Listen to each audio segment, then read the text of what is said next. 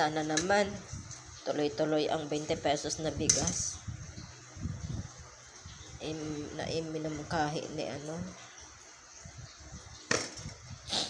Kasi minsan, kamote yung kinakain namin. Minsan, kamunting kahoy, saging. So, sana maranasan namin mahirap na tuloy-tuloy kumain ng kanin.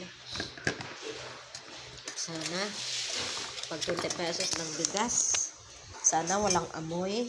Kasi may nabili kaming 20 pesos na bigas, may amoy. NFA rice. Sakit sa tiyan, sakit sa sikmura.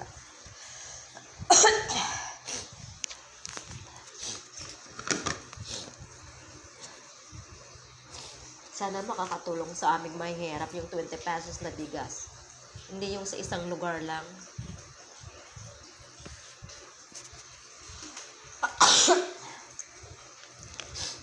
Hindi yung minsan lang. Sana araw-araw.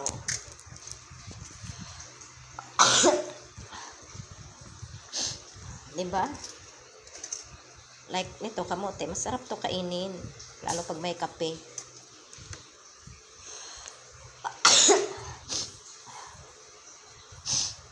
Diba?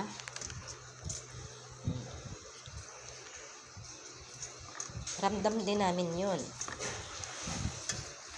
Ang mahal ng bigas.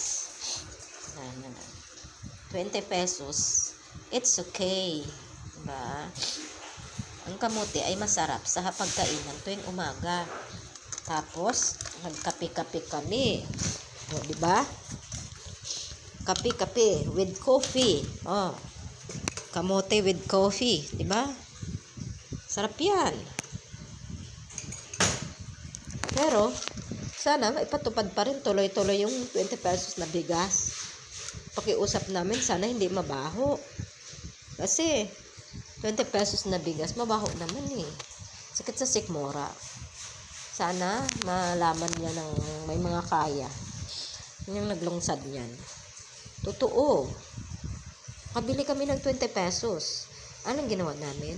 Pagkain na lang ng aso namin. Tuwing kakain yung aso namin, nasa inga namin yun. Oh. Dahil hindi naman makakain yung NFA na mabaho. Ano ba yan? Diyos me, yung marimar. Naka 20 pesos na kilo na bigas nga, mabaho naman. Sumakit yung mga sikmura namin. Ang saya. Di ba, magkamote na lang kami. Ha?